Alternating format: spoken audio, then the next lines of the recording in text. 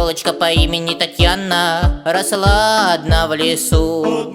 Рядом проходил дровосек Слава с колбасой во рту. Только он доел колбаску, ротик свой протер.